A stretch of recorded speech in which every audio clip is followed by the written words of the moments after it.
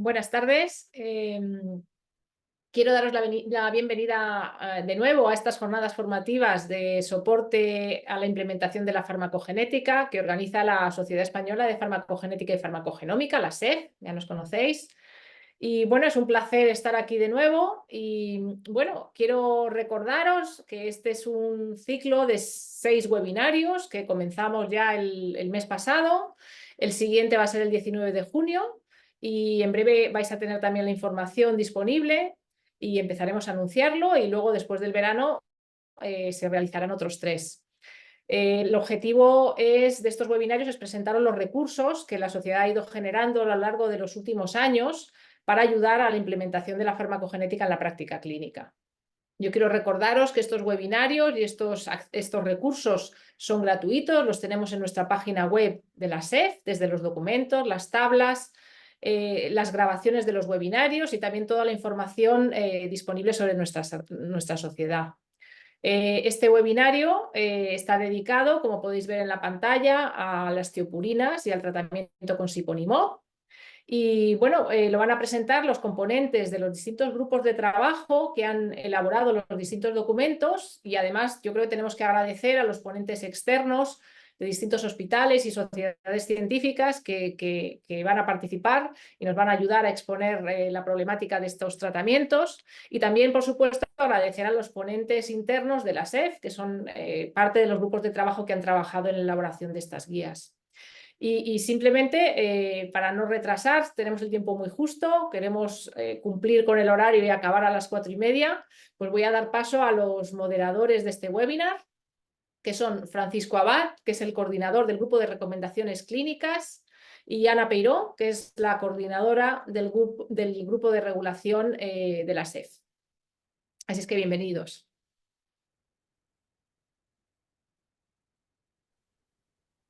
Muy bien, buenas tardes. Pues vamos a empezar con el primer bloque que se dedica a un grupo de fármacos, las tiopurinas. Son fármacos que se pueden utilizar tanto en enfermedades autoinmunes como inmunosupresor, como en patologías oncológicas, especialmente en niños. Entonces, para este bloque hemos invitado a 2 ponentes externos de especialidades que utilizan este tipo de medicamentos y luego presentarán la guía 2 representantes de la Sociedad Española de Farmacogenética y Farmacogenómica.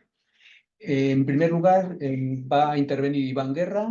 Él es especialista en digestivo, responsable de la unidad de enfermedad inflamatoria intestinal en el Hospital de Fuenlabrada y miembro del Grupo Español del Tratamiento de la Enfermedad de Crohn y Colitis ulcerosa. Hemos elegido la enfermedad inflamatoria intestinal como prototipo de enfermedad autoinmune, aunque también se puede utilizar en otras enfermedades autoinmunes, y quiero agradecerle públicamente a Iván que participe en este webinar. A continuación, Andrea Urtasun nos hablará de las tiopurinas en hemato-oncología, especialmente pediatría. Ella es especialista en pediatría y hematología y trabaja en la Clínica Universidad de Navarra. Pues sin más dilación, vamos a pasar a continuación a Iván Guerra. Hola, buenas tardes. Lo primero, agradecer la invitación. Vamos a iniciar.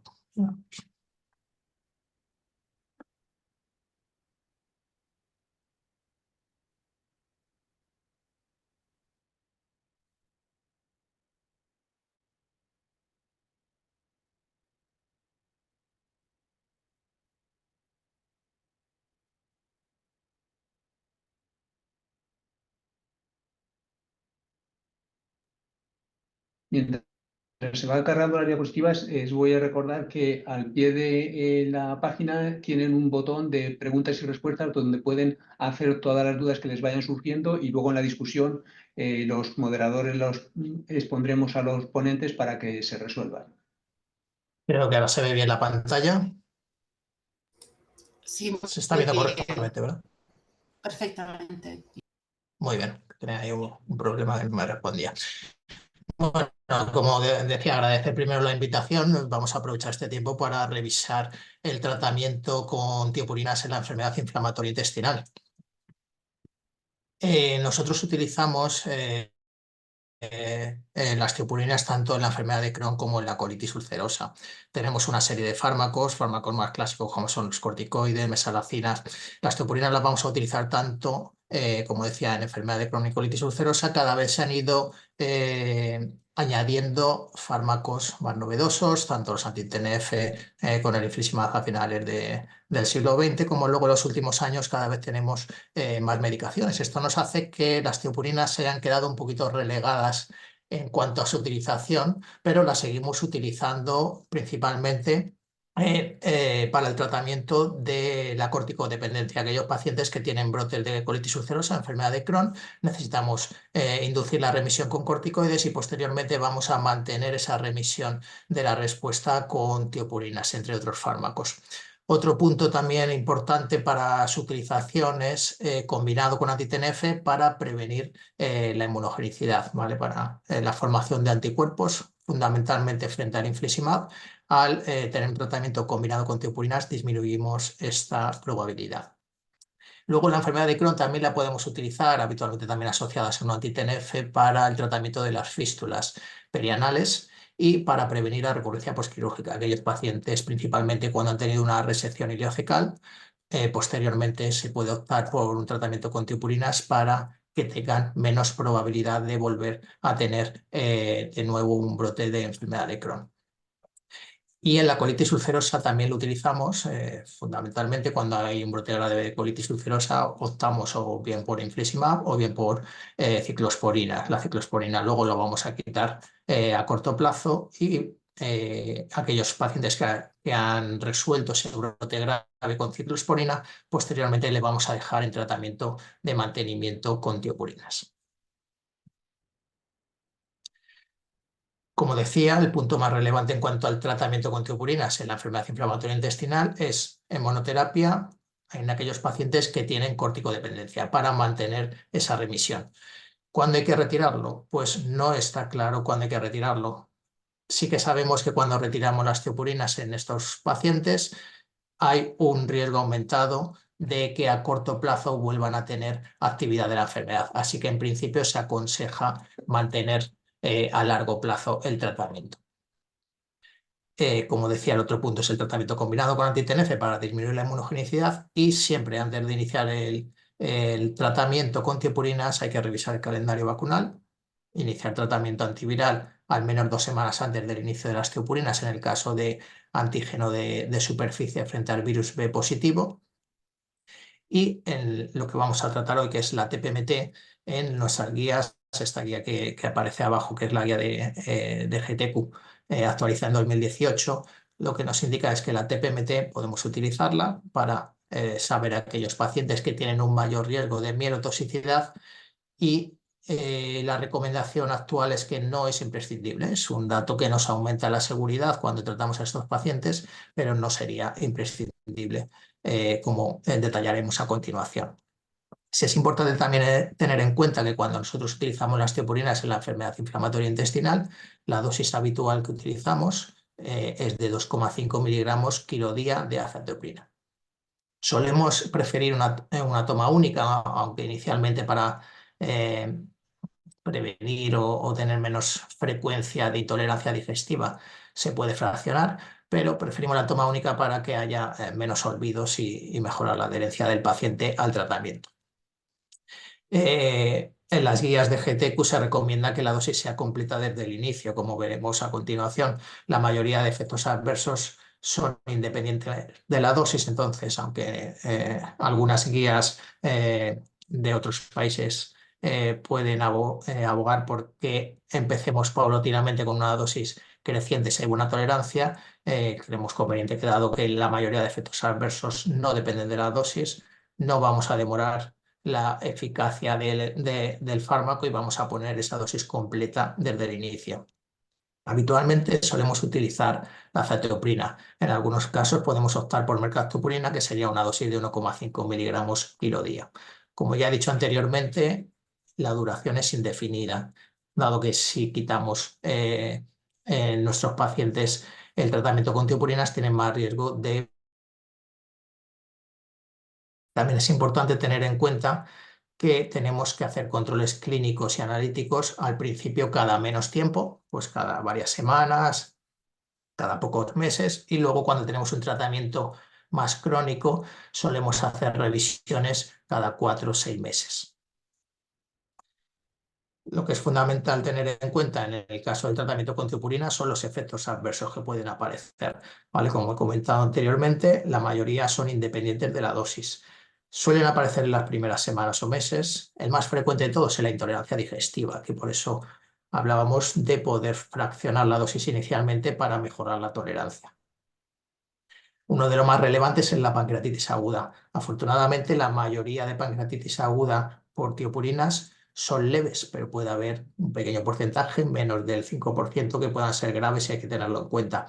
Suelen aparecer en las primeras semanas, más o menos en torno al mes de inicio de tratamiento, y en este caso hay que quitar las tiopurinas. No se recomienda volver a reintroducirlas ni cambiar, por ejemplo, acetopurina por mercaptopurina, porque el riesgo de que volvamos a tener una nueva pancreatitis es muy alto.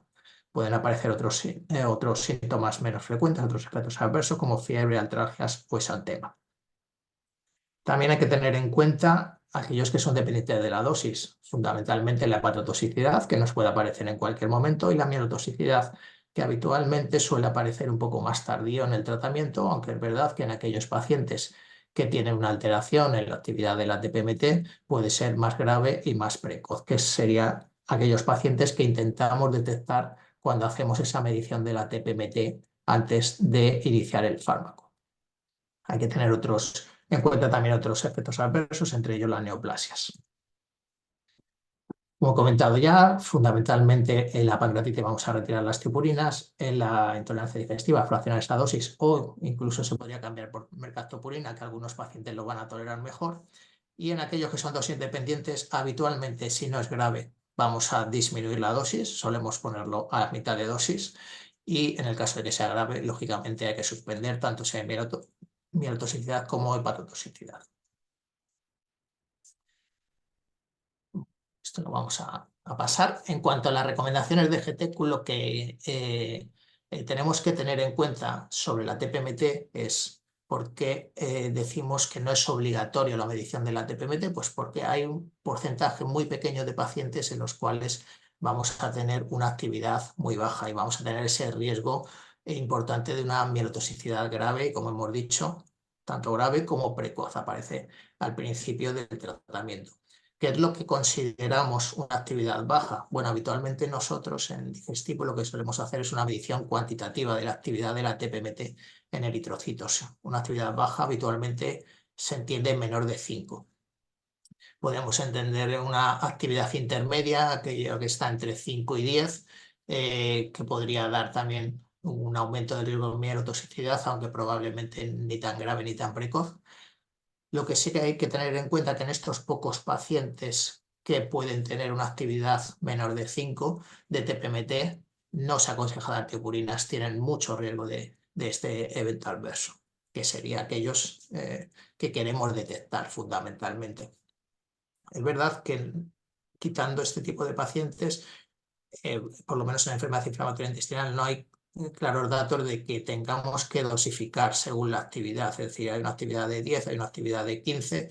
No está claro que haya que tener una dosificación diferente. Probablemente en aquellos que están un poquito con una actividad más cercana a 10, estar más atentos en las revisiones, ¿no? Por si aparece esa mielotoxicidad. Como decimos, también la actividad de la TPMT intermedia o alta no nos va a excluir la mielotoxicidad, es decir, esto siempre lo vamos a tener que controlar en todos los pacientes, y además es importante tener en cuenta que la mayoría de veces que vamos a ver mielotoxicidad es independiente de la TPMT. Ya hemos comentado que en estos casos suele aparecer un poquito más distanciada en el tiempo desde el inicio, puede aparecer varios meses después de iniciar el tratamiento.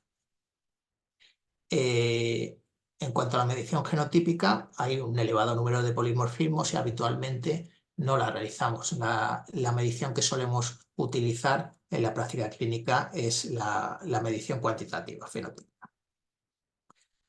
¿Qué es lo que concluimos dentro de la guía de GTQ? Pues que su determinación nos va a aumentar la seguridad, aunque no es imprescindible para iniciar el tratamiento. aprovechando la charla, pues revisamos qué teníamos en enfermedad inflamatoria intestinal en cuanto a la utilización de la NUCT15. Nuestras guías no la incluyen. En esta revisión que tenemos de una de las revistas principales de enfermedad inflamatoria intestinal, pues nos hablan que hay una serie de variantes genéticas que nos van a afectar esa capacidad de desactivar los metabolitos tóxicos y podemos tener esa mielotoxicidad, como hablábamos en cuanto a la alteración de la TPMT.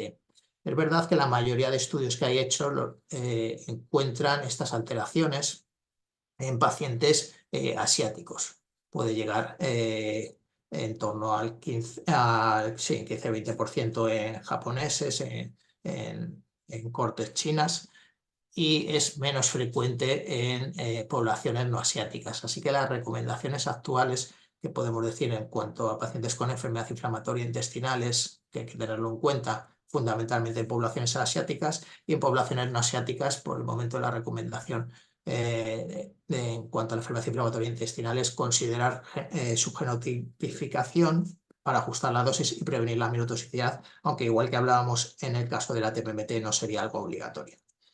Ya para concluir, pues revisamos que aunque cada vez tenemos más fármacos en la enfermedad inflamatoria intestinal, las tiopurinas siguen teniendo su lugar, fundamentalmente para el control de la corticodependencia y en el tratamiento combinado con anti-TNF.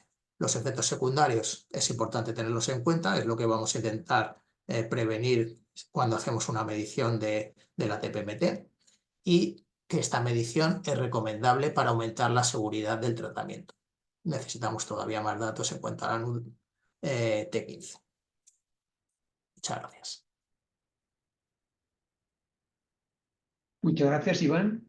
Pues sin interrupción vamos a pasar a la otra patología para la que se utilizan habitualmente las tiopurinas, como son la patología oncológica, y para ello Andrea Urtasun, de la Clínica Universidad de Navarra, nos va a presentar el tratamiento con tiopurinas en hemato-oncología, especialmente pediátrica. ¿Puedes compartir tus diapositivas? Sí. Hola, buenas tardes. ¿Se ve bien? Sí, sí. Vale, estupendo. Bueno, en primer lugar, muchísimas gracias por la invitación y, como comentan los compañeros, voy a hablar del tratamiento de las tiopurinas en oncohematología y especialmente en el ámbito pediátrico. Para ello, en primer lugar, hablaré unas pinceladas muy brevemente de aspectos a considerar en farmacogenética y farmacocinética de pacientes pediátricos. Posteriormente, indicaciones más importantes de estos medicamentos en pediatría, que ya anticipo que una de las indicaciones prioritarias es la leucemia. A nivel de posología y de aspectos que en estos pacientes pues tienen una especial complejidad en su administración. Posteriormente, pues unos breves comentarios de lactancia materna y tiopurinas o derivados purínicos, y posteriormente, bueno, los retos y las conclusiones. Respecto a aspectos farmacocinéticos, bueno, pues sabemos que la población pediátrica es particular. A nivel de absorción en fármacos orales tenemos particularidades a nivel del pH gástrico, que puede ser alcalino neutro en menores de 2 años. El vaciamiento gástrico y la motilidad intestinal están acelerados, la superficie de absorción reducida respecto a los adultos, la flora intestinal es diferente. A nivel intramuscular, pues tenemos pacientes con menor tejido muscular y por tanto el flujo unidad muscular también es menor. A nivel transdérmico, el estratocornio, la epidermis es menor y por tanto, bueno, pues no son excepcionales, ¿no?, intoxicaciones históricas por este tipo de absorción errática. A nivel distributivo, los pacientes pediátricos, y cuanto menos edad, mayor disparidad respecto a los adultos, pues tienen proporcionalmente más agua, menos grasa, menos músculo.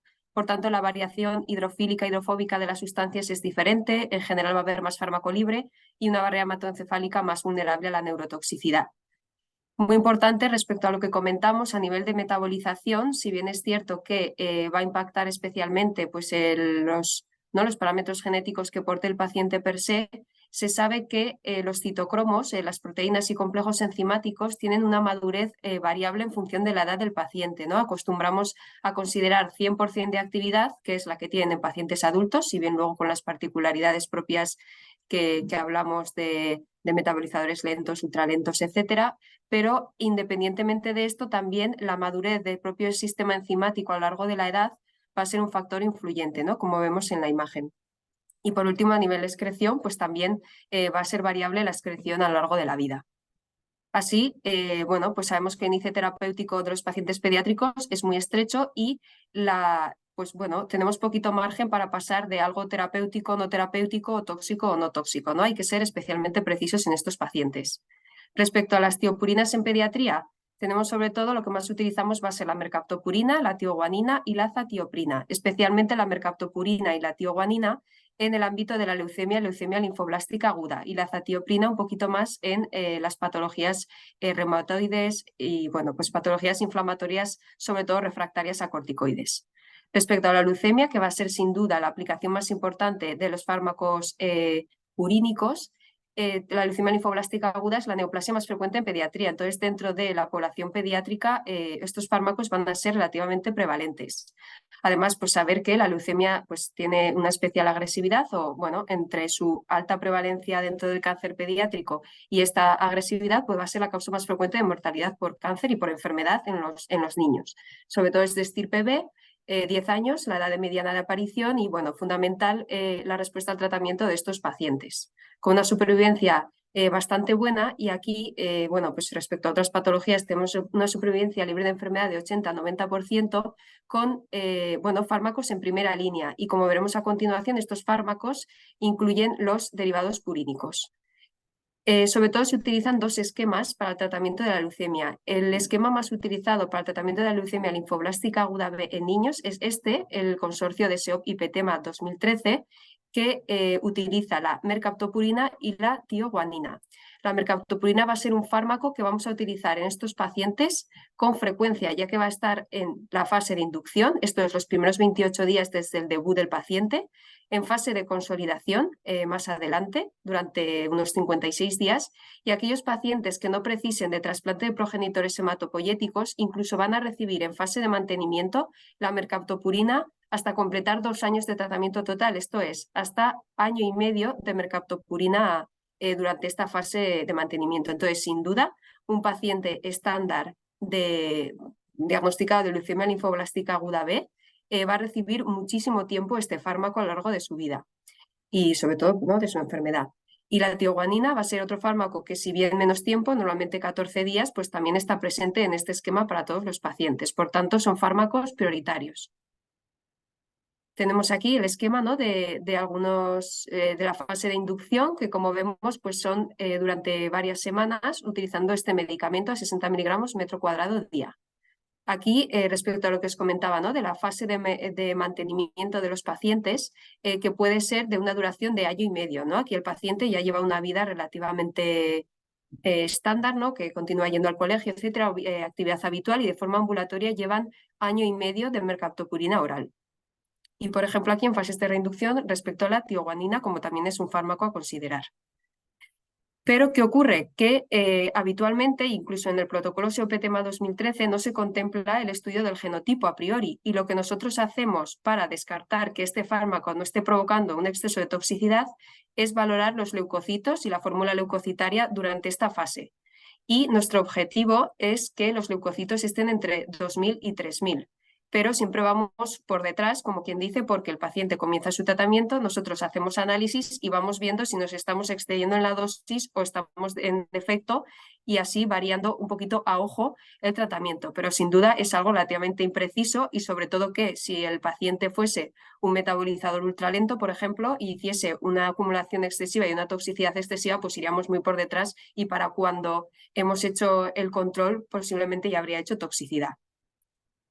Conocido todo esto, bueno, pues se está estableciendo un cambio de protocolo en la leucemia, ¿no?, y del SEOP-IPTEMA 2013, que es el tratamiento estándar que utilizamos prácticamente todos los centros españoles, está dando pie a el protocolo All Together, que es un ensayo clínico que acaba de comenzar y que en este momento únicamente está instaurado solamente en el Hospital Niño Jesús de Madrid y en el Hospital Sant Joan de Déu de Barcelona. Y próximamente se va a abrir para pacientes pediátricos en el Hospital La Fe de Valencia y en el Hospital Vall d'Hebron de Barcelona. Pero es verdad que todavía no están, desde luego, abiertos para el resto de la mayoría de los centros nacionales pediátricos.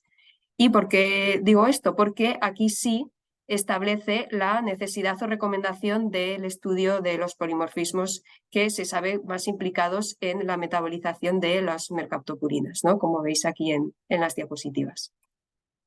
Respecto a la posología de las purinas en los pacientes pediátricos, pues bueno, nosotros muchas veces recetamos determinadas dosis, pero luego la dosis pautada versus la dosis recibida real a veces dista, ¿no? Porque muchas veces estos pacientes no pueden tomarse la medicación en comprimidos y hay que hacer soluciones o suspensiones que pueden perder medicamento. Entonces hay que tenerlo en cuenta y ser especialmente cuidadosos.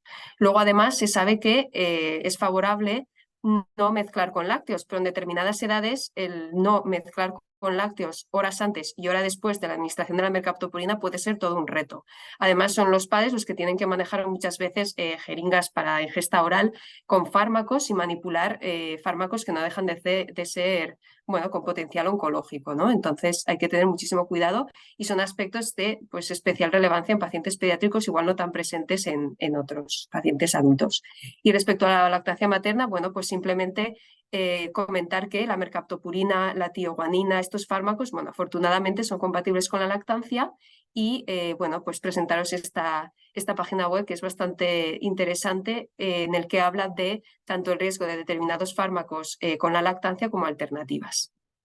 Así que nada, como retos y conclusiones de este uso de fármacos en pacientes pediátricos, simplemente destacar, ¿no?, la inmodulación enzimática de estos pacientes con un estrecho margen terapéutico. Hay que ser especialmente cuidadoso porque además suelen estar implicados en enfermedades graves, en tratamientos prolongados.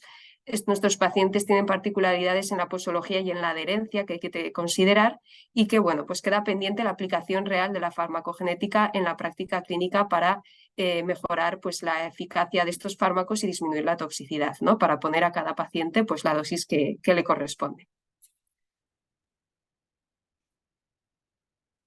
Muy bien, muchas gracias, Andrea. Gracias. Vamos a continuar ahora presentando la guía que ha preparado la Sociedad Española de Farmacogenética y Farmacogenómica, que va a ser presentado por María Pellaniz de la Unidad de Medicina Genómica de Navarra Biomed y también por Pau Riera del Servicio de Farmacia del Hospital de Santa Creu y Sant Pau. ¿Podéis compartir vuestra presentación? Mientras van compartiendo, os recuerdo que podéis poner vuestras preguntas en el botón que hay en la parte de abajo de preguntas y respuestas. Buenas tardes. ¿Se puede ver la presentación? Sí. Buenas tardes a todos. Junto con mi compañero Pau Riera os vamos a comentar, como ha dicho Francisco, unos puntos importantes sobre el documento de recomendaciones que hemos preparado los grupos de trabajo de la SED.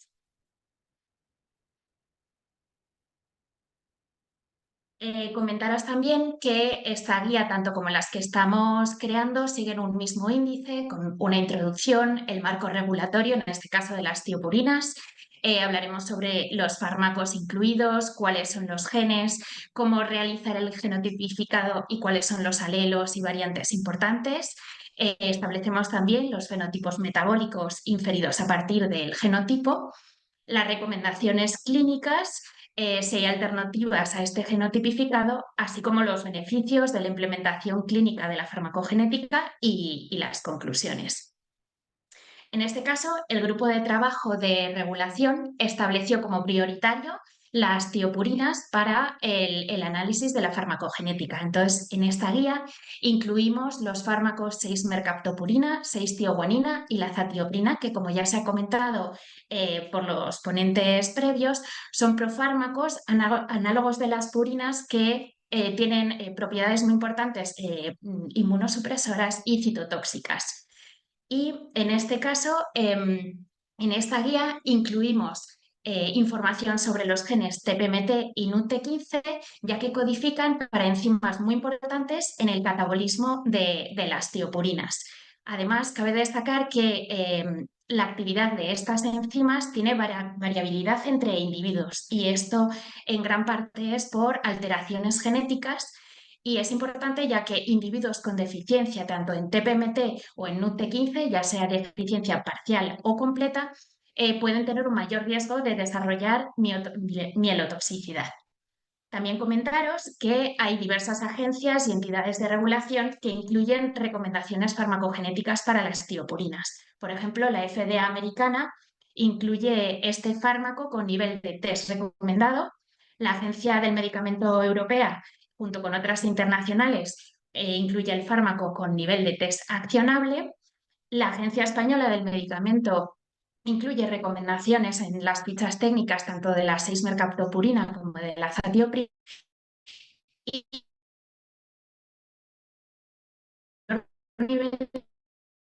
en el recurso FarmGKB que viene del CEPIC, del Consorcio Internacional de Implementación de la Farmacogenética. Con respecto al genotipificado de TPMT, el grupo de trabajo MIA de metodología y de interpretación analítica de la SEF consideramos que es muy importante, es imprescindible la determinación de estos alelos, de la estrella 2, 3A, 3B, 3C y estrella 4. Todos ellos dan lugar a pérdida completa de función debido a eso, a la implicación en la actividad de la enzima y también a la frecuencia alélica poblacional. Y también el grupo de trabajo recomendamos estos otros alelos que podéis ver aquí, ya que aunque tienen una presencia en la población mucho más bajita, también dan lugar a pérdida completa de función. Con respecto al genotipificado de NUT-T15, el grupo de trabajo consideramos que es imprescindible determinar el alelo estrella 2 y el estrella 3, ambos de pérdida completa de función, y entendemos como recomendables el alelo estrella 9.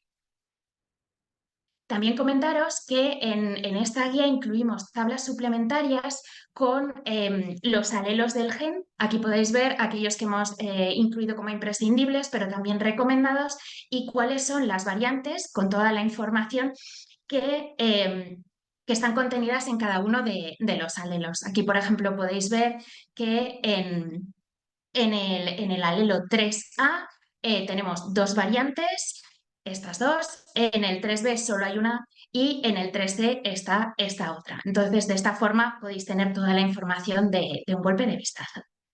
Y también hemos desarrollado tablas con información de las frecuencias poblacionales para cada una de las variantes que están contenidas en estos alelos.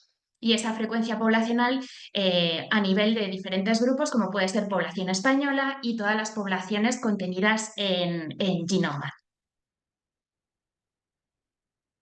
También queríamos comentar como importante que en el caso de TPMT, cuando se realiza el genotipificado y se encuentra en heterocigosis estas dos variantes, podría definir tanto a un individuo estrella 1, estrella 3A, si estas variantes se encontrasen en el mismo alelo, o podría definir un individuo 3B y 3C si estas variantes estuvieran en distintos alelos. Como a veces esta determinación no es posible saber si están en el mismo alelo o no, considerando la prevalencia de estos alelos en población española, recomendamos asignar el diplotipo estrella 1, estrella 3A, porque sería el más prevalente. Luego también comentar que existen diversos alelos cuya función todavía no está determinada. Entonces, estos no los hemos incluido en nuestras tablas.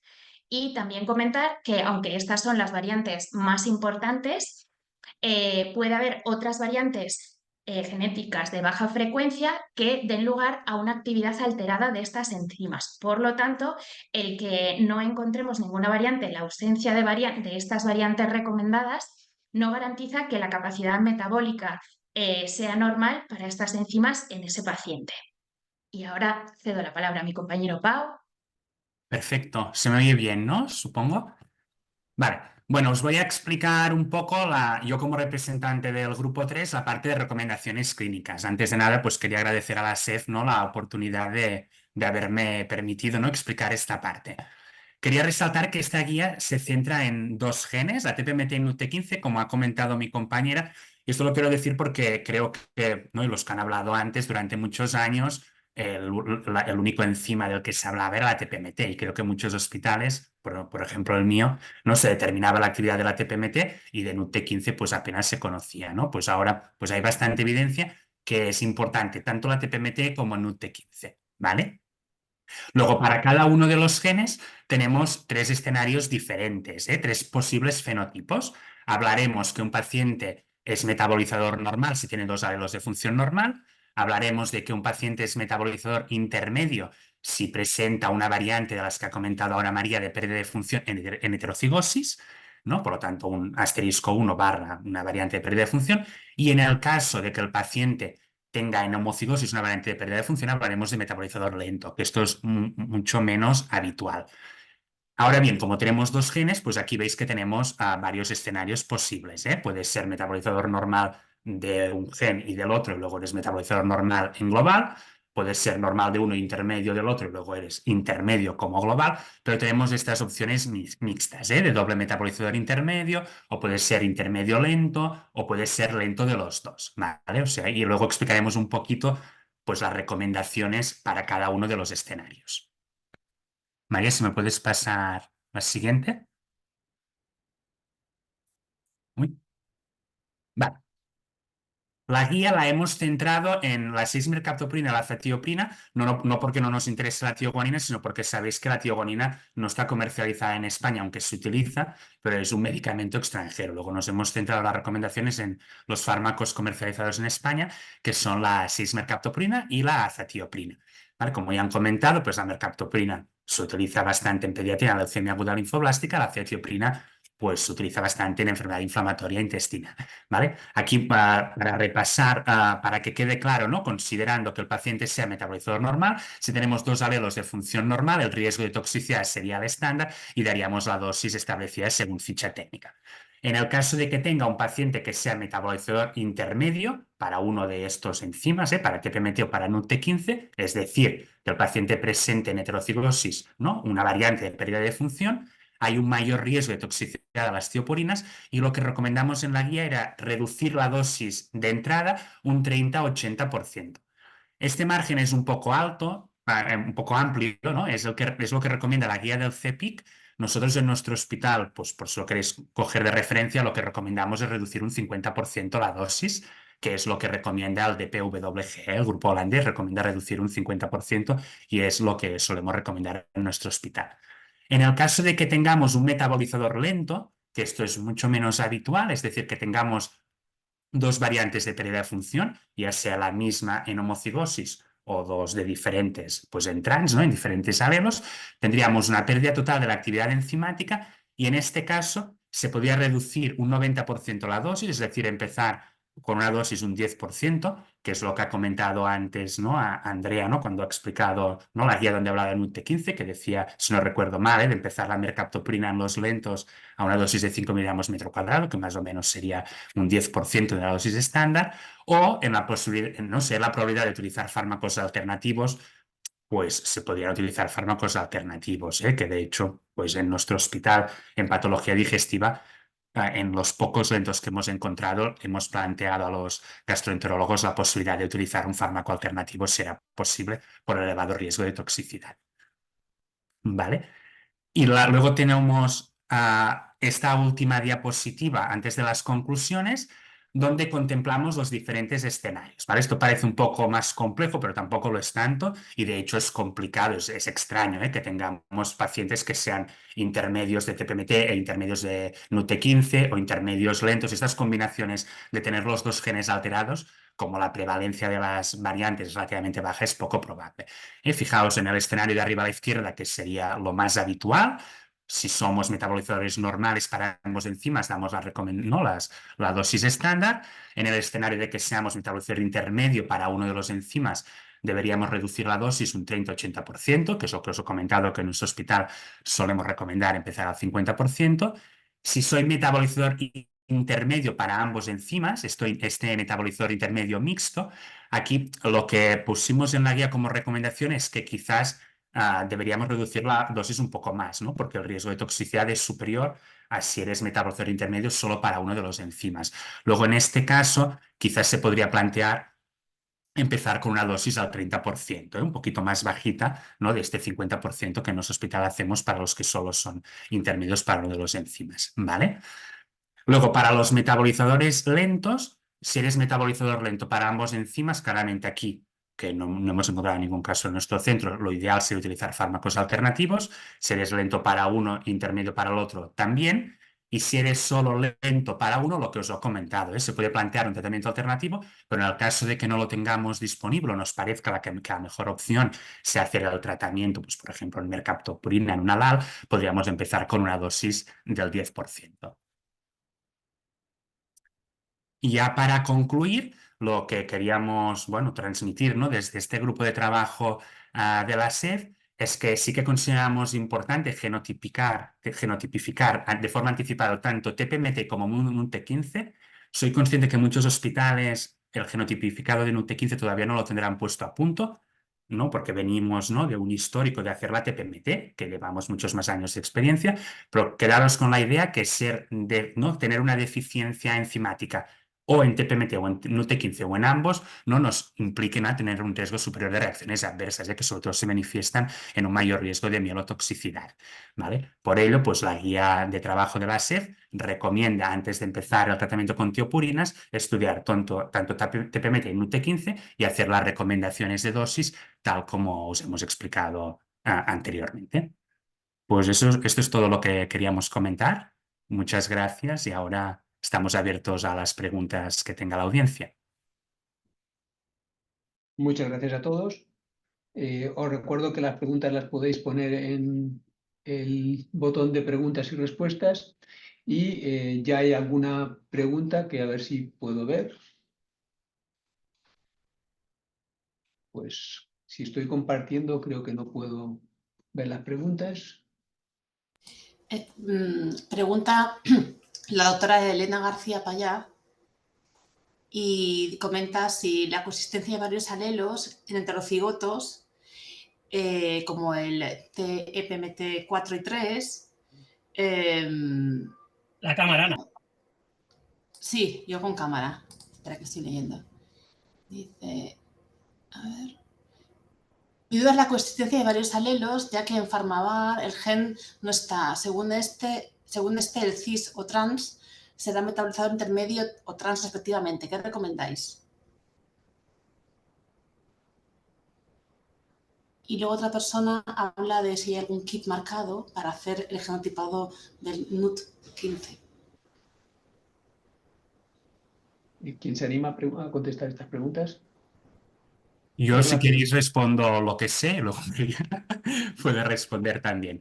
La realidad que lo que plantea en la primera pregunta nos puede ocurrir, que encontremos dos variantes de pérdida de función. Luego tenemos la duda, ¿no?, de si están en cis o en trans. De hecho, no ayer hablando con María nos surgió esta duda. Lo que hemos encontrado en nuestro hospital alguna vez son pacientes que son portadores de heterocigosis de la 3B y la 3A, que luego es el mismo escenario que plantea ella, si están en cis, ¿no? Sería un asterisco, perdón, la 3B y la 3C, que si están en cis, pues sería asterisco 1 / asterisco 3A, ¿vale? Y sería un metabolizador intermedio, mientras que están en trans sería un metabolizador lento. Yo, para curarme en salud, si encontráramos lo que ella plantea, por ejemplo, la 3B y la 4, ante el riesgo de que esté, bueno, lo hablaríamos con los médicos, Si no hay alternativa, podríamos empezar al 50% de la dosis, pero si tenemos alternativa, como en la enfermedad inflamatoria intestinal muchas veces tenemos, yo plantearía utilizar un tratamiento alternativo. Y respecto a la segunda pregunta, nosotros en nuestro hospital todavía lo hacemos, no sé si hay algo comercializado, lo hacemos por PCR a tiempo real con sonda Stackman, pero que no, a día de hoy no tiene el certificado CE y VD. María, ¿quieres aportar algo a lo que ha dicho Pau? Sí, por ejemplo, sí que es cierto que aunque no está en Pharmavar, en CEPIC, en la página web del CEPIC, sí que hay tablas con todos los documentos de las guías clínicas que incluyen ellos, sí que hay documentos de la prevalencia por cada una de las variantes en las diferentes poblaciones y de los diplotipos. Entonces, quizás estaba intentando encontrarlo ahora, pero si no, os lo mando luego.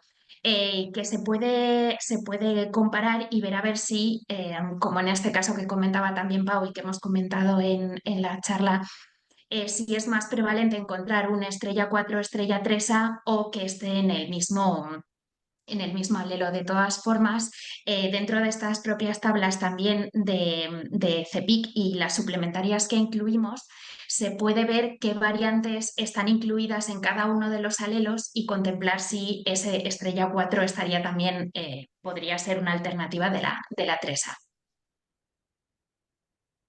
Muy bien, muchas gracias, María. Tengo yo una pregunta para los dos ponentes, una pregunta similar, intentando ver cómo podemos ayudarles en la utilización de estos medicamentos. Y es que mi opinión es que algunos especialistas lo usan, otros no. ¿Qué porcentaje de especialistas en digestivo, qué porcentaje de hemato-oncólogos pediátricos utilizan TPMT y NUC15 antes de dar estos fármacos? ¿Y cuál sería el motivo principal por el que no se está utilizando actualmente? ¿Quieres contestar primero tú, Iván? Sí, bueno, nosotros en alguna ocasión que hemos preguntado dentro de nuestras reuniones de inflamatoria, GTQ, pues yo creo que probablemente la mitad de los centros lo utilizan de forma rutinaria o incluso un poco menos la TPMT.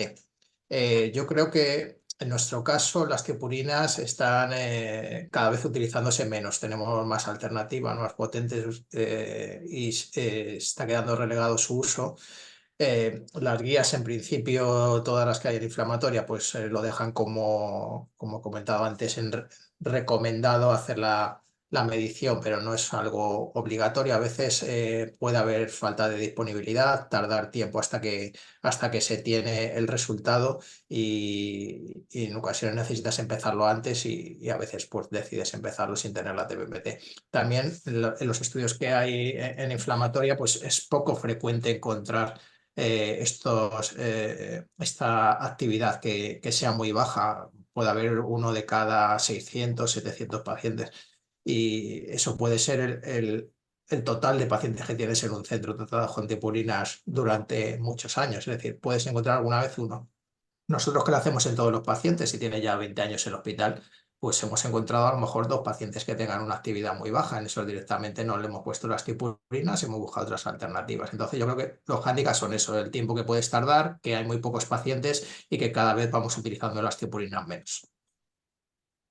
¿La disponibilidad de la prueba no es una limitación para su utilización? ¿O sí? Hay hospitales donde no está disponible y eso hace que no se pueda. Claro, en nuestro caso siempre se manda a un laboratorio externo. La verdad es que no suelen tardar mucho, pero sí que ha habido otros momentos que tardaban más y a lo mejor otros hospitales tienen más dificultad para mandar las muestras.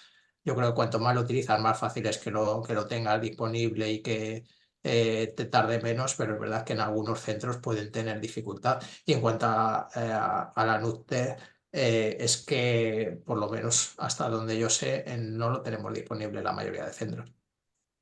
Como trabajas en Madrid, te voy a dar una noticia, y es que se ha puesto en marcha un programa de implementación de la farmacogenética en la Comunidad de Madrid y tanto TPMT como NUC15 están entre las pruebas que van a estar disponibles para todos los centros. Habrá un laboratorio de referencia, el Hospital de Fuenlabrada, no recuerdo si le corresponde Gregorio Marañón o el Hospital de La Paz, que hará esas determinaciones sin coste para el centro y en un plazo razonable. Sí, eso es importante y luego que se pueda introducir dentro de nuestras guías. Andrea, ¿quieres Sí. dar tu opinión sobre el uso? Sí, bueno, no tengo datos objetivos para comentarte exactamente la proporción de centros que los utilizan.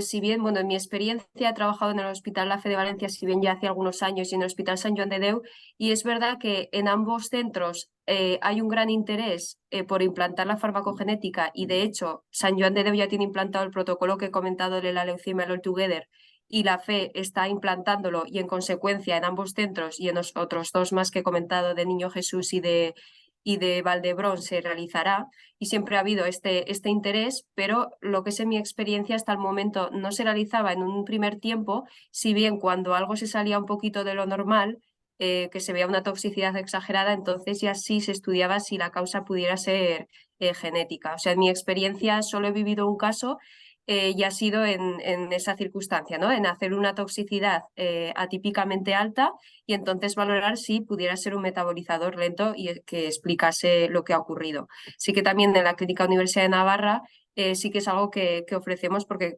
pensamos que el riesgo-beneficio existe, pero así implantado como tal, no hasta el momento, no sé si en parte porque, bueno, también tenemos más conocimiento progresivo, ¿no? También, como comenta el compañero Iván, porque bueno, tampoco son tantos casos, si bien es cierto que aunque sean pocos son importantes, ¿no? Pero bueno, a nivel poblacional, pues el tema de la prevalencia no es muy alta y por tanto igual eso hace que no se haya establecido directamente, pero creo que sí que hay un interés creciente y ya os digo que en el All Together, que es el ensayo clínico que se está comenzando ya a implantar utilizar en algunos hospitales pediátricos, ya lo contempla. Así que yo creo que esto va a ir en aumento. Muy bien, muchas gracias. Parece que no hay más preguntas. Como estamos ya en hora, pasamos a la siguiente mesa o alguien quiere comentar algo. Simplemente, muy brevemente, con respecto a la pregunta anterior, he chequeado los documentos de CEPIC y la frecuencia de un diplotipo estrella 3 a estrella 4 en población europea es 0,0004%, o sea, muy bajita, pero sí que existiría. Y revisando las tablas suplementarias, lo más probable es que estuviera en el estrella 3A y el estrella 4 en trans, no en cis, por la conformación de las variantes que llevan a estos alelos. Simplemente por aclararlo. De todos modos, habitualmente lo mejor es tomar la decisión más prudente de cara a evitar toxicidad en el paciente, ¿no? O sea, la que sea más frecuente desde el punto de vista de las frecuencias alélicas, pero también a veces la más prudente vigilando estrechamente al paciente para evitar riesgos innecesarios. Ana, ¿te parece que pasemos ya al siguiente bloque? Sí, perfecto. Así vamos en tiempo. Bueno, muchísimas gracias. Estamos conectados prácticamente 100 personas a este webinar. Superamos los índices del primer webinar. Así que muchas gracias por estar ahí y seguirnos. Vamos a abrir el segundo bloque hablando del Siponimod. Y en este caso, como ponente externa, tenemos a la doctora Marisa Martínez Ginés, que ella es neuróloga, es responsable de la unidad de enfermedades desmielinizantes del Hospital General Universitario Gregorio Marañón. Es una experta en este campo y además representa a la Sociedad Española de Neurología porque participa, dinamiza el grupo de estudio de esclerosis múltiple y enfermedades neuroinmunológicas. Abordaremos este medicamento, que es un modulador selectivo de receptores de cingosina 1-fosfato, y además fue un hito cuando se comercializó porque fue el primer medicamento indicado en esta patología en esclerosis múltiple secundaria progresiva. Es una enfermedad que afecta a más de 50.000 personas en este país, además jóvenes entre 20 y 40 años, de las primeras causas de discapacidad en esta población y además 3 veces más en mujeres que en hombres por un factor hormonal que aún no sabemos tipificar. Así que Marisa, doctora Martínez, cuando quieras, estamos expectantes ante ese contexto clínico, ¿no? Para luego aterrizar el marcador y ver cómo nos puede mejorar en su terapéutica. Muy bien, pues muchísimas gracias. Gracias por la invitación a esta webinar. Estoy encantada de acompañaros hoy por la tarde. Os voy a hablar, como bien decía, del tratamiento con Siponimod en la esclerosis múltiple.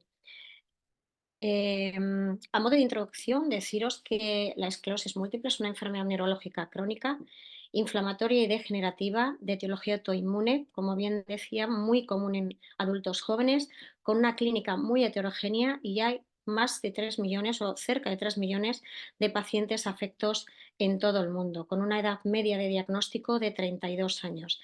Es más frecuente en mujeres y hay aproximadamente unos 55.000 personas con esclerosis múltiple en España.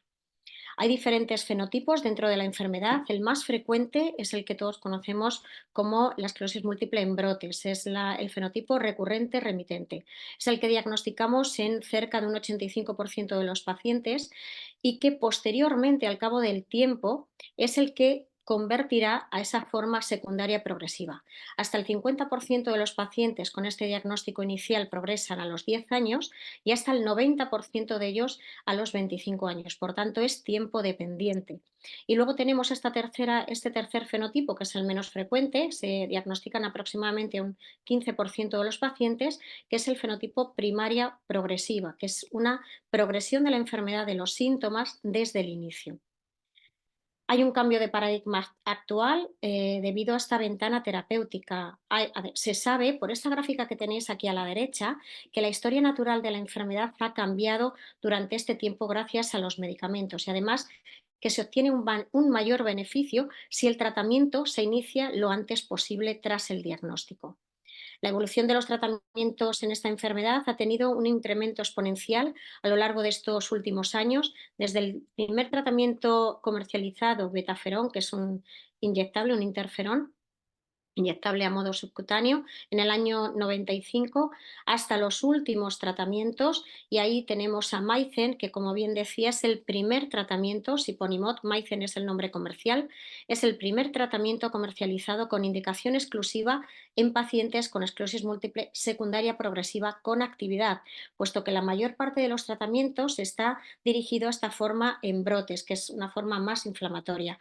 Y solamente hay un medicamento también comercializado hace unos años para las formas primarias progresivas que conoceréis, que es ocrelizumab, es un anti-CD20.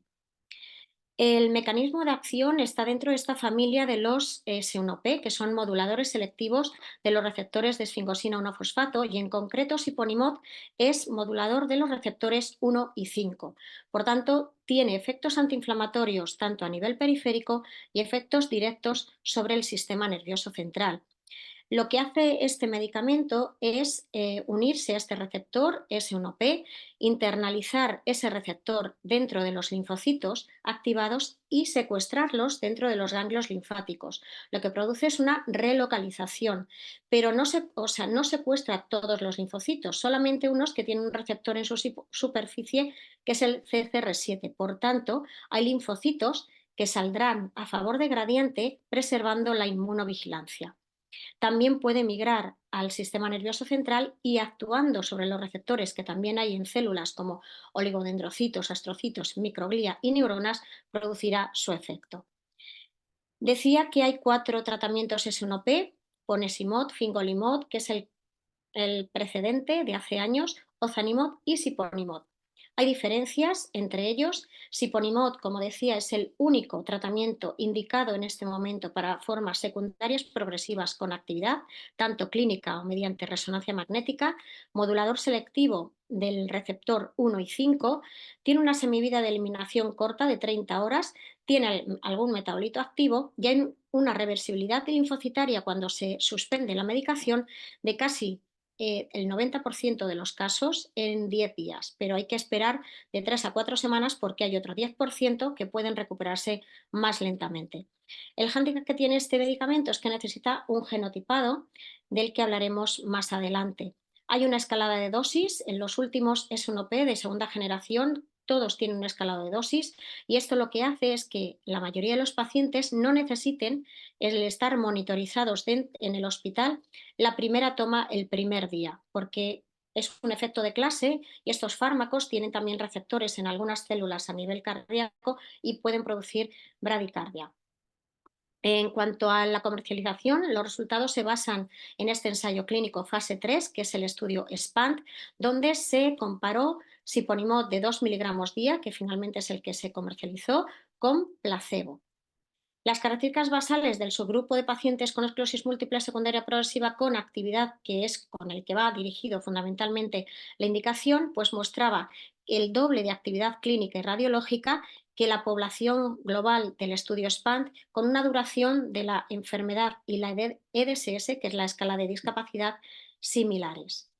Lo que se vio es que Siponimod proporcionaba una reducción significativa y sostenida del riesgo de progresión de discapacidad a los 6 meses en torno a un 29%, además de que disminuía en estos pacientes con enfermedad activa la tasa anualizada de brotes y las lesiones en resonancia magnética. Los eventos adversos fueron acordes a los que ya conocíamos por otros ensayos en S1P y los más frecuentes son las infecciones del tracto urinario, tracto respiratorio superior, nasofaringitis, hay que vigilar la hipertensión arterial. También hay datos de algunos carcinomas vasocelulares en pacientes, también tendremos que hacer revisiones dermatológicas y aumento de las transaminasas. La indicación, como os decía anteriormente, Maycent es el nombre comercial, Siponimod, está indicado para el tratamiento de pacientes adultos con esclerosis múltiple secundaria progresiva con enfermedad activa, tanto clínica o radiológica. Necesidad de genotipado, como comentábamos, profundizarán más adelante. Sabemos que esta enzima tiene varios polimorfismos y que hay varios genotipos que lo que nos van a dar es la posología que necesariamente tenemos que tener en los pacientes con inicio de Siponimod porque pueden metabolizarse de manera diferente. En cuanto a las dosis de mantenimiento, después de esa pauta de ajuste de 5 días, en el caso de los genotipos 1*1, 1*2, 2*2, serán de 2 miligramos día. 1*3 y 2*3 serán de 1 miligramo día y Siponimod estará contraindicado en los pacientes con un genotipo 3*3.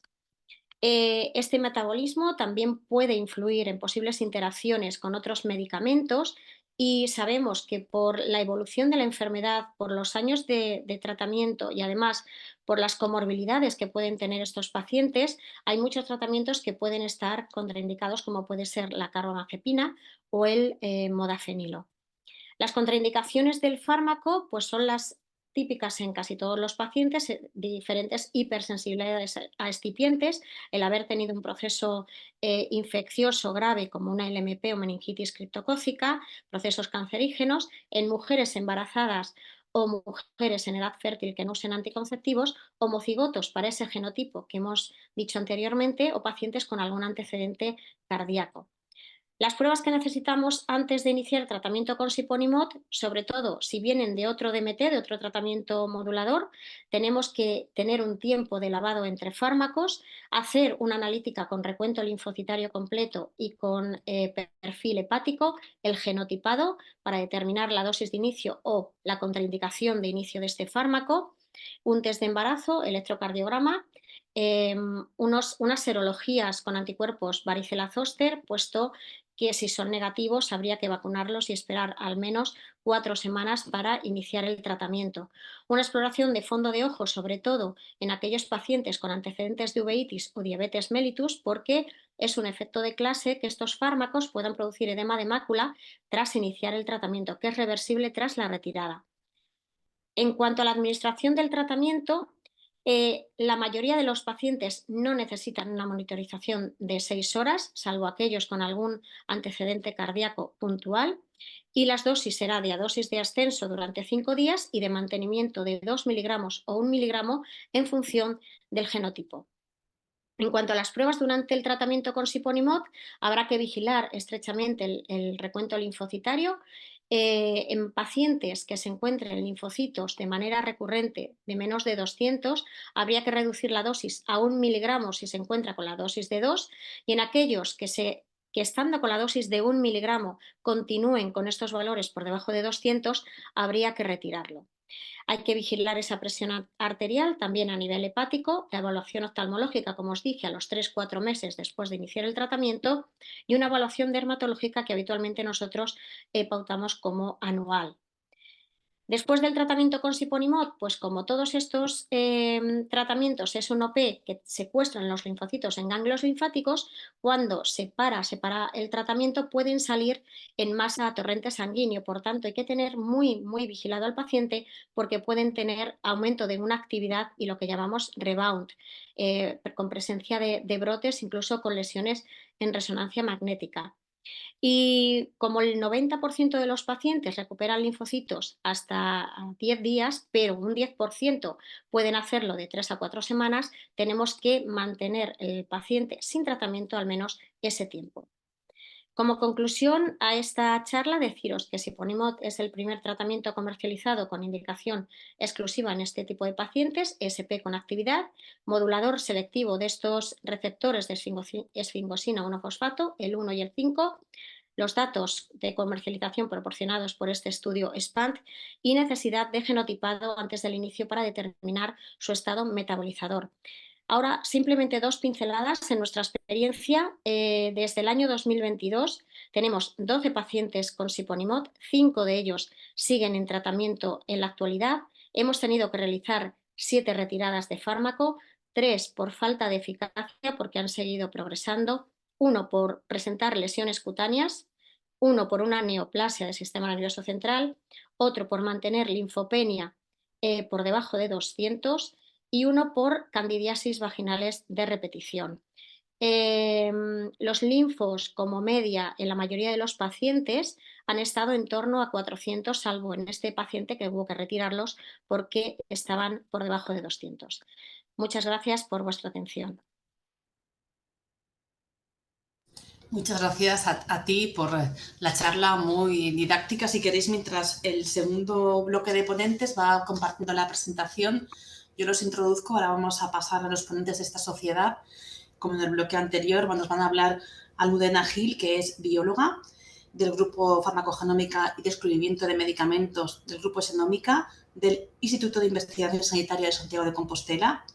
Y además Luis López, que es farmacéutico, lidera un laboratorio de farmacogenética. Además, en sus líneas, una es la enfermedad autoinmune y trabaja en el servicio de farmacia del Hospital General Universitario Gregorio Marañón en Madrid. Ambos han trabajado en el desarrollo de las guías que están colgadas en la página de la sociedad de la SEF, accesibles, se pueden descargar y nos contarán todo el trayecto, todo el trabajo que hay detrás de esta guía y cómo han fijado las bases para esa implementación del marcador. Cuando queráis, Almudena. Buenas tardes, muchas gracias por la presentación, Ana. No sé si podéis ver la presentación. Sí. Se ve muy bien, se ve muy Vale, bien. gracias. Soy Almudena, soy investigadora, como ha dicho Ana, en el Instituto de Investigación Sanitaria de Santiago de Compostela. Hoy, junto con el doctor Luis López, os presentaremos las recomendaciones para el gen CYP2C9 en la prescripción de Siponimod, emitidas por la Sociedad Española de Farmacogenética y Farmacogenómica. Los principales puntos de la guía del Siponimod son los siguientes, de los cuales me voy a centrar en el marco regulatorio, en el fármaco y el gen y en el genotipificado del gen. Actualmente las recomendaciones farmacogenéticas para Siponimod son emitidas por diferentes organismos, como las agencias reguladoras, consorcios o sociedades científicas. Como ya se ha comentado en este seminario, Siponimod es un agente inmunomodulador indicado en el tratamiento en adultos con esclerosis múltiple secundaria progresiva. El grupo de trabajo de regulación de la SEF, tras evaluar la evidencia científica entre este fármaco y su gen, establece que Siponimod es un fármaco prioritario para el análisis farmacogenético. Tanto la FDA como la EMA establecen el análisis del gen asociado a Siponimod CYP2C9 como una prueba requerida, ya que su prescripción está contraindicada en ciertos casos, como es el caso de pacientes con genotipo 3.3 o modificaciones de dosis en pacientes con genotipo 1.3 o 2.3. Estas mismas recomendaciones son emitidas por la Agencia Española del Medicamento y Producto Sanitario, pudiendo de esta forma considerarse una prueba requerida. Además, estas recomendaciones también son propuestas por el grupo de trabajo neerlandés DPWG y de igual forma lo hace la Sociedad Española de Farmacogenética y Farmacogenómica con el desarrollo de esta guía que hoy os presentaremos, junto con las recomendaciones propuestas por la sociedad.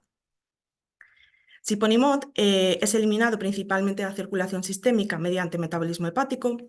La enzima más importante encargada de ello es CYP2C9, que está codificada por el gen CYP2C9. Este gen pertenece a la familia de proteínas del citocromo P450. CYP2C9 se encuentra en el cromosoma 10 y se compone de 9 exones y 6 sitios de reconocimiento de sustrato. La mayoría de las variaciones de un solo nucleótido o SNPs se concentrarían entre los exones 3, 5 y 7. De esta forma, estos SNPs pueden alterar la función de la enzima y por ello relacionarse así con la toxicidad del fármaco. La mayoría de las variantes con impacto en la función de la enzima habitualmente definen un alelo y denominamos alelo de referencia con el número 1. Por lo tanto, con todo esto, ¿qué alelos de CYP2C9 la SEP recomienda genotipificar? El criterio empleado para esta selección se basa principalmente en dos aspectos. Por un lado, el impacto funcional del alelo en la actividad enzimática. De esta forma, se clasifican como alelos de pérdida completa de función aquellos con una actividad enzimática igual a 0.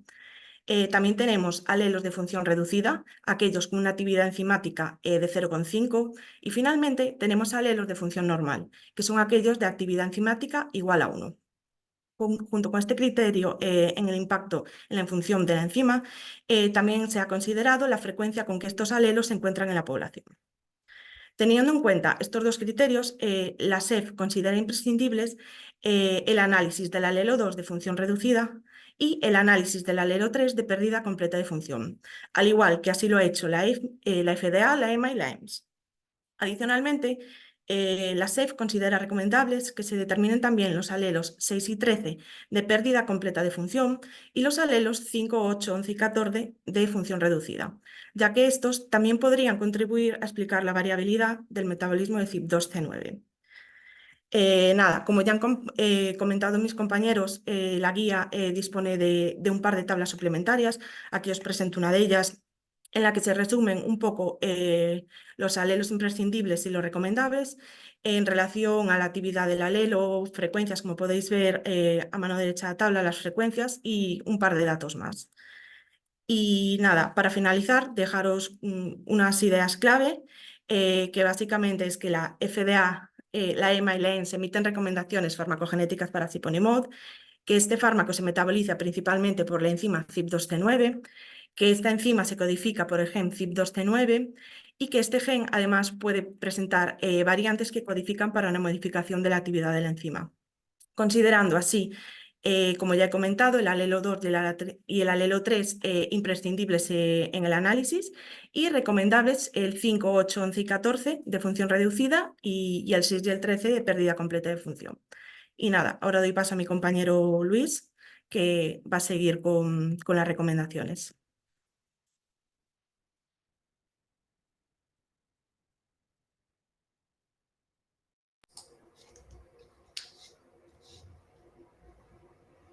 Muy bien, Luis, cuando Buenas. quieras. Sí, Hola. ¿veis la pantalla bien?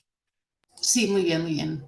Vale, pues nada, yo lo que voy a hacer es explicar la otra parte de la guía y vamos a empezar con los fenotipos metabólicos inferidos a partir del genotipo.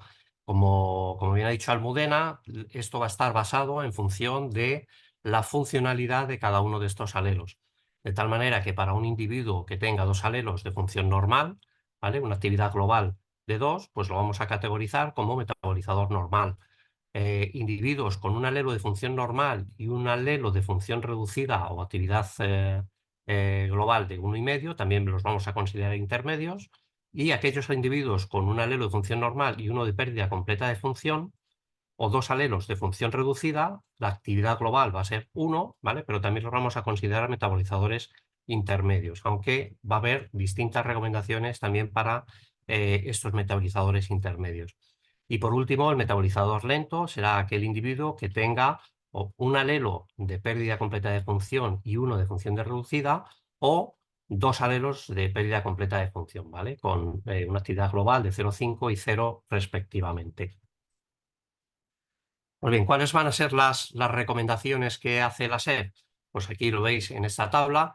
Para aquellos que son metabolizadores normales con una actividad global de 2, la recomendación es iniciar la dosis habitual de inicio hasta el día 6º de tratamiento, que va siendo progresivo, en el cual esa dosis de mantenimiento va a ser 2 miligramos, que esa es la dosis habitual. En aquellos metabolizadores intermedios que tengan una actividad global de 1,5, la recomendación es exactamente la misma. Hacer la dosis de inducción primero y luego la de mantenimiento de 2 miligramos a partir del día 6 de tratamiento. Sin embargo, aquí va a haber ya dos recomendaciones distintas pese a ser metabolizadores intermedios y va a depender de la actividad global, pero también del genotipo. Entonces, aquellos pacientes 1-3, tal y como indica la ficha técnica, la recomendación es de una dosis de mantenimiento de 1 miligramo a partir del día 5, puesto que en la introducción del tratamiento a día 5 ya se llega a la dosis de 1 miligramo. Pero solamente para aquellos que tengan un alelo de función normal y uno de pérdida completa de función. Sin embargo, aquellos pacientes que tienen la misma actividad global, pero que son, por ejemplo, 2-2, que tienen 2 alelos de función reducida, no se ha llegado a validar este ajuste de dosis, por lo cual lo que se recomienda es dar la dosis habitual hasta llegar a 2 miligramos, pero vigilar muy estrechamente a este tipo de pacientes, ¿vale? Y esto es algo que no hacen otras guías como el CEPIC o los holandeses. En cuanto a los metabolizadores lentos, también tenemos 2 diferencias. Aquellos que tienen una actividad de 0,5, que pueden ser, por ejemplo, una estrella 2, estrella 3, la recomendación va a ser llegar hasta el miligramo a partir del día 5 de tratamiento. A partir de ahí, además, vigilar muy estrechamente por el potencial riesgo de toxicidad que tienen estos pacientes. Y tal como indica la ficha técnica, aquellos pacientes que sean metabolizadores nulos, estrella 3, está contraindicado el tratamiento con siponimod. A diferencia de la ficha técnica, nosotros incluimos también aquellos pacientes que tengan otro tipo de alelo de pérdida de función completa, ¿vale? También la guía habla de la posible monitorización terapéutica o alternativas al genotipificado de CYP2C9.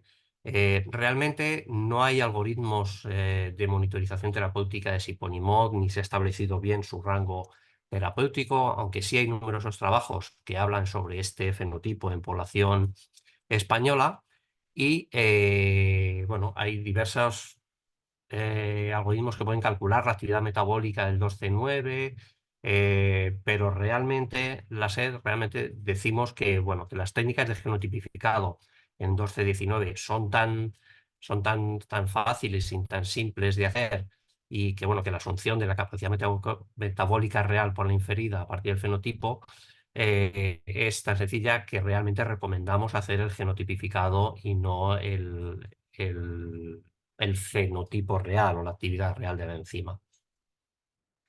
Y los beneficios de la implementación clínica del genotipificado de CYP2C19 para siponimod, ¿vale? Pues uno de ellos claramente es que, dado que los efectos adversos de siponimod se relacionan con la dosis, ¿vale? La determinación del genotipo, sobre todo el estrella 3, que es el esencial, pero también, ¿por qué no?, los otros recomendados de actividad nula, pueden ser esenciales para reducir estos efectos adversos y poder administrar a nuestros pacientes de forma más segura y eficiente este fármaco. También, dado el bajo coste del genotipado de 2 o 3 variantes genéticas, pues la administración es coste efectiva y, por lo tanto, tanto la SEP como la EMA recomienda el genotipificado de CYP2C9 en pacientes que van a ser tratados con siponimod. Pero siempre hay que tener en cuenta que puede haber otros elementos que pueden condicionar la capacidad metabólica, bien factores clínicos, pacientes en politerapia, y todo esto puede alterar el fenotipo metabólico generando una fenocopia. Por lo tanto, como conclusiones, podemos decir que la SEF, bueno, recomienda el genotipificado de CYP2C9 antes de la administración de siponimod, que como diferencia con respecto a la ficha técnica, la SEF no habla solo del alelo 3, ¿vale?, sino que equipara el alelo 3 a otros de pérdida de función completa, y también como particularidad, aquellos pacientes que sean estrella 2, estrella 2, aunque no hay una recomendación en el cambio de dosis, la SEF sí que recomienda vigilar muy estrechamente a estos pacientes, puesto que a nivel de actividad serían equiparables a otros como el estrella 1, estrella 3, que tienen otra recomendación. Y nada, muchas gracias a todos y estamos aquí para todas las dudas que queráis o comentarios. Muchísimas gracias, creo que ha sido muy clarificador, además de complementario. He disfrutado mucho con todas las charlas. Hay una pregunta en el chat de José María Álamo que dice: ¿qué prevalencia de pacientes tendríamos en España que fueran susceptibles de genotipar? Nosotros hemos dejado prácticamente de genotipar a nuevos pacientes. Marisa ha comentado que ya desde el 22 tiene a 12 pacientes. Y Marisa, si quieres hacer alguna aportación. Yo creo que son pocos los pacientes que se inician en ese momento con ciponimod. Tener pacientes con formas secundarias producidas con actividad ya es menos frecuente, con lo cual no creo que sean demasiados. Yo creo que se han ido incluyendo de hecho nosotros, el grueso de pacientes que incluimos en Siponimod fueron en 2022. En 2023 incluimos solo un paciente y en 2024 todavía no hemos iniciado ninguno. O sea que creo que cuando se comercializó el fármaco, todos aquellos pacientes que teníamos como en cola, con previsión de poner algo que fuera y además tuviera una indicación como tal, fue esperanzador, pero la práctica que tenemos con el fármaco no está siendo demasiado buena en cuanto a esa progresión de la discapacidad y los efectos secundarios que tienen los pacientes, pues son pacientes ya más mayores, pacientes, como he dicho, con ciertas comorbilidades, muchos de ellos vienen ya de tratamientos previos inmunosupresores y la linfopenia habitualmente es frecuente. Entonces, las infecciones recurrentes, con lo cual cuando iniciamos un tratamiento de este tipo, tenemos que tener al paciente muy individualizado, con lo cual no creo que sean necesarios demasiados genotipados al año.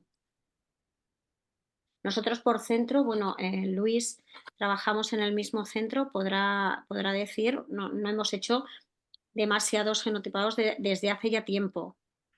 Sí, nada, muy poquitos, y yo creo que la tendencia general es esa. No sé qué recorrido tendrá Siponimod, pero bueno, la guía había que hacerla, puesto que es un fármaco que se puede utilizar y bueno, había que hacerlo. Pero todo el mundo tiene dudas de hasta cuándo se va a dar Siponimod, es cierto. Sí, es un tema que ha salido mientras estábamos preparando el webinar, ¿no? Que tenemos a las agencias alineadas, a la ASEF, se puede modificar la ficha técnica, pero es un medicamento con un uso pues, limitado. Y de hecho, Marisa lo ha introducido un poco en la presentación.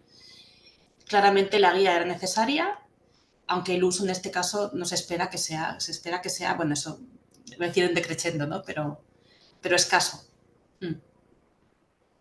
Almudena. Nada, yo solo quería comentar que nosotros aquí desde Santiago, desde la Fundación Galega de Medicina Xenómica, llevamos genotipificados unos 9 pacientes. Correcto. Y además es muy interesante decir, ya se demuestra coste-efectividad, prevención de eventos adversos, alineación, sugerencia incluso en cambio por el trabajo de la SEF, de la ficha técnica. Francisco, ¿quiere hablar? Francisco. Bueno, simplemente que mi impresión es que había muchos pacientes esperando para ser tratados con esclerosis múltiple secundaria progresiva. Cuando esos pacientes ya se han tratado, pues hay que empezar a esperar a que lleguen nuevos, y es un diagnóstico que no es muy frecuente, ¿no? Supongo que eso es el problema de que no haya pacientes ya nuevos o haya muy poquitos. Ana, hay una pregunta en el chat que no sé si la has visto. Bueno, si quieres, la hago yo. Es una pregunta de Rocío Rosas sobre el asterisco 8 del 12.9, porque dice que hay algún estudio donde se ha visto que incrementa el metabolismo de tolbutamida, en otros casos disminuye el metabolismo de warfarina y fenitoína, y nos pregunta que en base a qué se ha decidido incluir este alelo como disminución de función en la guía de la SER. No sé si Almudena o Luis. Sí, quizá puedo responder yo, empezar respondiendo yo.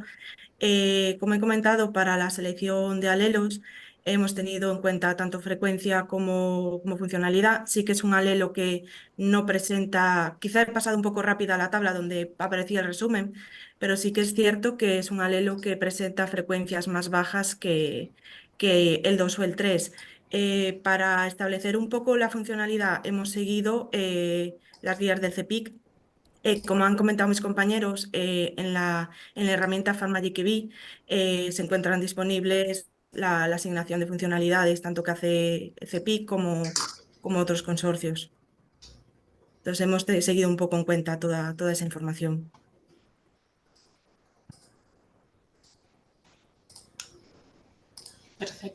Perfecto. Comentan también en el chat que la experiencia en Navarra es similar, 20 pacientes en 4 años y estamos ya justo en tiempo, 25. Bueno, un buen marcador, poco uso, pero los pacientes que estén y a nivel nacional, si vamos por hospitales y contamos con 20 en cada centro, aunque sea en cola, bueno, pues tiene su papel. Si está la presidenta, cerramos ya con conclusiones, Francisco, de la primera mesa. O sea, como conclusión o mensaje que podemos llevarnos para casa con respecto al uso de TPMT y NUT15 en el caso de la utilización de tiopurinas, parece que hay suficientes evidencias para utilizar este biomarcador como una ayuda para reducir la toxicidad de las tiopurinas, pero todavía no se utiliza mucho en la clínica. Los dos motivos que parece que son más importantes es la disponibilidad del test.